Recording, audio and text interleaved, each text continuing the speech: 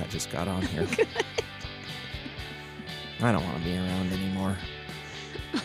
Like in the room or what? I don't know. I just don't want to be around anymore. Ow. So, Val, you've been married to a pretty cool guy for almost 20 years now. How's that feel? Great. Your voice is so quiet. I have it almost turned all the way up. And when you just said that, it was like, yeah. So we decided that we want to talk about, hey, by the way, hey, everybody. Welcome to the Rubecast. Yeah. Now it's the Rube Valcast. We're going to sniff into the microphone. Sorry. Anyway, so we were talking the other day, and now the snow's melting, but we, as some of you may know, we're in southwest Montana, and it snows a lot. We have like a 5-foot pile outside of our house that I've been adding to, and Val drives to School to teach. Yeah, every weekday. And Val, tell us the dumbest experience you've had on that drive lately. Can you think of one? I don't know. Seeing lots of people in the ditch, people riding my bumper. Your hind end tailgating? Yeah. Because Val always comes home pretty hopped up and like, I can't believe it. And people drive like absolute dingbats here because a good amount of them are not from here. And she was talking about her dad and how her dad would say, oh, to try and slow the vehicle with the not downshifting, but the gears, let him slow the car down rather than braking. And men, you can go ahead and be jealous right now because I got married to a gal who can drive a stick shift. That's what I'm talking about. Standard, manual, not manual, manual. And so Val's dad would say, hey, you got to let the gears slow you down. And the point is just take your foot off the gas before you intend to stop, rather than people who live within Bozeman city limits that accelerate as fast as they can and then slam on their stinking brakes. Anyway, we both get really frustrated, and I get frustrated because there's people out there bullying my wife on the road. So that was thing number one. We're talking about winter driving, and like I said, we'll get another snowstorm again. I know we will. Yeah. And it's funny to me how people who live in, there's going to be a giant swallowing noise just there.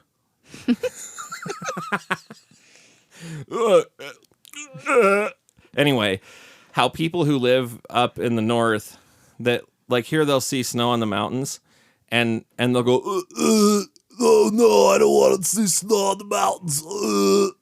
And we think, you live in Montana. There's going to be snow on the mountains in October, November, and then it's going to destroy the entire valley where we live. And it's the north, so get used to it. So I could say something like, well, there's going to be another snowstorm.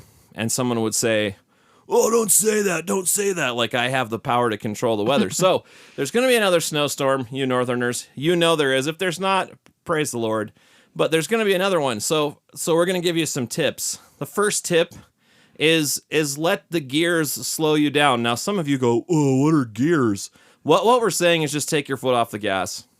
Yeah. And let the engine, like your dad said, let the engine slow you down. Yeah. I think you would say that too. Like, I've just let the engine slow you down. Yeah. Just take your foot off the gas instead of slamming on your brakes, going as fast. So the speed limit doesn't necessarily always, not that it doesn't apply, but the speed limit may not be the best indicator of how fast you should go. Yeah. So the interstate's drifted over and some snow has melted and then frozen again, and the wind is blowing over the highway. And you're thinking, well, it's 80. I'll just go 80. That's dumb. That's not how you do it. So did your dad teach you anything else about winter driving? My dad taught me some stuff we were talking about. Not really. Just, lay off the brakes. And yeah. Don't slam your brakes every 5 seconds. Yeah. And make sure your gas tank is a quarter full or above. He always said get gas before you're down to a quarter tank, just because in the winter when it's cold, if you have condensation or somehow water in your tank, it can freeze things up. So keep gas in the tank. That makes sense because your car was having a hard time starting, and we put Yeah. some heat in there at the behest of our wonderful Subaru mechanic, Mike Holler, who probably would never listen to this, but maybe I'll send it to him and he will. Who knows? So thank you, Mike. We love you. He's really buff. I'm glad you haven't met him. It would set the bar. Whatever. No, I'm kidding. So that was let the engine slow you down. Don't get so brake happy. That would probably be number 2. Don't get so brake happy. Don't slam on your brakes every time there's any sign of anything. Let the engine slow you down. So take your foot off the gas. Let that slow you down. We used to drive a 1988 Volvo station wagon, and we used to joke that it had the greatest deceleration of any car on the road, because you would take your foot off the gas and the thing would almost stop. It was like it felt like it had a 2-cylinder engine in one of the heaviest cars you'd ever drive. It had a 4-banger. But anyway, that thing was safe as rear wheel drive. That's another story. Let the engine slow you down. Don't be so brake happy.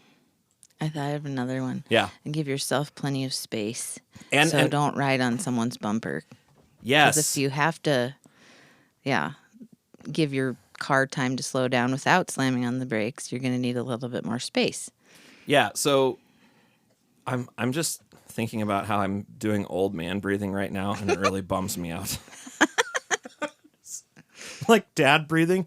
Ugh. Ugh. Excuse me. I just started taking blood pressure medication, and I feel like it's a rite of passage. What were you saying? Yeah, give yourself enough space. Give the other vehicles enough space. Mm-hmm. For Pete's sake. I mean, growing up here, no one taught us this. Growing up in rural Montana, not the city, rural Montana, nobody even said this, but you just automatically gave people like a quarter mile of space unless you were going to pass them. I will tell you like a quarter mile. But anyway, quarter mile of space. So just giving them space. One thing that my dad taught me, we were talking about this, was to go somewhere and do a brake check. So I'll do it sometimes, and I know you don't like it when I do it, but No. if I'm on an open road where there's no other cars, I'll just kind of lightly tap on my brakes and see how slick it is. Because if you don't know how slick the road is, you're not going to know how to navigate some things. So my dad would say, go to an empty parking lot, slam on your brakes, maybe spin a donut or two. My girls don't like it when I do that. Sometimes I do that by myself. But with new cars and traction control and all-wheel drive, that can be kind of difficult. So you got to take your traction control off. Anyway, I don't recommend most people go spin donuts unless you want to have fun. It's America. But check how slick it is. You don't have to be crazy. You don't have to do anything crazy. But even like if you live in a subdivision or we live in a neighborhood, you could just kind of tap on your brakes just to see. But usually you can kind of tell by the temperature. Yeah. Although, was it yesterday? Yeah. I was driving, and it was all pretty wet and melting, but I hit a spot. It was a little bit before the stoplight on Oak and North 7th, and there was an area that had been in the shade all day, and I had tapped on my brakes because I was going to start slowing down for really the light, slick. and all of a sudden I was sliding, and I was like, wait a minute, I got to slow down, not with my brakes right now, So that would be another piece of advice is watch for trouble spots, because there are some places on the road where the sun doesn't hit. And so you just want to be careful, like around groves, certain buildings. I mean, we have the sheer joy of a north-facing driveway, and the sun never hits it, maybe for like 10 minutes during the day. And so all of the ice, if we don't scrape it, it just stays there. So watch for those places where the sun doesn't hit. Anyway, those are just some things that we were thinking about, and we thought it would be fun to talk about. Do we have any harrowing winter driving stories? when we moved up from Texas to Minnesota, and I went in the ditch twice. Oh, yeah. With the Volvo. Yeah, so we started our lives down in Stephenville, Texas, and we were there for a couple of years. And we were moving. Our lives there. We started our married lives. I mean, well, we were married for a year in college. Once again, the woman gets into the... I can't do anything right. Everyone hates me. I'm leaving.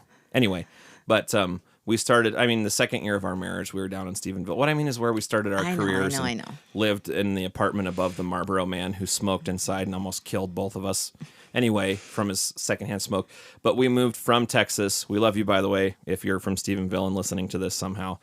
But we're moving up north. We're just outside of Beersford, South Dakota, which is just a really legend name for a town, Beersford. Anyway, and our tires were bald on that car, on that 1988 Volvo station wagon. Did you spin all the way around on the interstate heading north? No, I think I was going like sideways on the interstate, and then I just went into the ditch, into the median of the interstate, and yeah, that was a funny story. You radioed me Yeah, because because we had our walkie-talkies. Because I didn't have a phone or anything. We had at one that cell time. phone. Yeah, I think Wow. so. And then the second time I went in the ditch was like we were probably 5 miles from our destination, Oh, and it yeah. was super windy and super icy. Like you couldn't even walk across the road. It was so slippery, and I just came up over a hill, and the front of the car just kind of slid off. Was it a car? Mm-hmm. In Minnesota? Yeah. The car? Yeah. So our first reintroduction to that part of the North, because we went to college in Northwest Iowa. Boo. Anyway, boo to Northwest Iowa. Let me say it again. Boo. Anyway, but so we knew what it was like in the upper Midwest, rural Midwest, but we moved to Southwest Minnesota. Val goes in the ditch in Beersford, South Dakota, because it was really slick. And when my friend Miles and I went to, somehow there was this cop shop, this little outpost, like highway patrol The outpost rest or something. area. And there was a cop in there, and I mean, no one would know who he was, so I can say this. He had an open bottle of rum or tequila on his desk. I remember thinking, huh. And then he came, we said, well, I said, my wife's in the ditch, and it's really slick. He's like, yeah, and I'll go check on it. And then he went, and what did he do? He came in, he parked on the other side of the road, and he like yelled at me through his loudspeaker that's like out of his car, like, stay in your vehicle. I'm like, where am not getting out. I'm nice and warm. I'm I like- know you're afraid, 22-year-old woman. I'm like, where am I gonna go? But I did have a nice snowplow driver that stopped, and he's like, I'm gonna be going back and forth on this stretch. You just wave at me if you need something until Wait. you get pulled out. There are places where there's still Yeah. common decency. Yeah. Remember when that guy thought I tapped on his car, Yeah, that was weird. and he told me that I was acting like I had special needs, and then he came and tapped on my car, and he was like, "You're being a real something or other something," and I remember going, "Okay, I didn't tap on your car. You pulled out in front of me." How would that even work? And then his wife was driving, so I could have just taken the man card right there. Not that you can drive, that's fine, but I prefer. I don't like You to prefer drive. for me to drive, Yeah, don't I you? do. You're a good driver. But yeah, so anyway, I drive all week though. I don't want to drive when we're together. good point. And I work from home, so my office is at home. But anyway, so yeah, you go in the ditch the first time. The cop kind of helps, but did we have a tow truck pull us out? Yeah. I can't even remember. Yeah, a tow truck came and pulled me out. We kept going. And then the second time, then we just had a farmer from the church we were going to came and pulled it out. Yeah. And then the local mechanic fixed it for us. So then Highway 270, eastbound on Highway 270 between Sioux Falls, South Dakota, and Hills, and then Steen, Minnesota. You went on Did you go in the ditch before we hit Hills? Yeah, it was like right past the intersection where you turn to go to Valley Springs, I think. I Turns don't know. out this one will be a real sleeper because we're getting caught up in talking about locations, but it's still That's okay. So let's review. It's fun for us. We don't care. Do you want to listen? Fine. I don't care. Maybe you'll listen to this and you'll go, I don't want to be around anymore. Anyway, so goes in the ditch the second time. Farmer pulls you out. Was that Norm? I don't know who pulled it I mean, out. how could We- it have been any better if you went in the ditch in Minnesota and a guy named Norm pulls you out? It was Norm or Dave. I don't remember. Norm but or we, one of the Daves that we or that we we were, knew. it was kind of right past the Bartles house, so it could have been one of them. I don't know. Could have been Dale. I don't know. Or Troy. Anyway, they don't talk like that. I like saying Dale in that accent. Yeah, so you got home. But in those kind of conditions, it was really tough. You got bald tires, you got rear wheel drive, you're already kind of shaken up. We should have just had somebody else. But I think was I driving You were driving the white car? Yep. You were driving the little Chevy Aveo, which was a go-kart, and you're driving the Volvo, and Miles was driving the moving truck, and he was all about the adventure. But yeah, going the ditch 2 times. Sometimes it's just so slick. It just happens. The tires were so bald because we were in Texas, and you don't really need to have much No. traction there because if it snows there, everything just shuts Yeah, down. freezing rain or snow, they just shut down the whole town, which is kind of nice. You'll see your occasional, in Stephenville, Texas, you'd see your occasional Tarleton State University kid sledding on a car hood behind a Dodge Ram or something. Didn't someone see that one time? I don't know. Anyway, so let's reiterate, or review rather, and let's review and reiterate. So first is let the engine slow you down. That's the one I've used the most. Yeah. Let the engine, take your foot off the gas, don't slam on the brakes until you absolutely need to maybe touch them to stop, but let the engine slow you down. Give yourself and other people enough space, like a lot of space, more than you could ever imagine. Just give them space. Yeah. And then if you have to stop and someone's riding your butt, it's going to be their problem because they will have rear-ended you. So give yourself and other people enough space.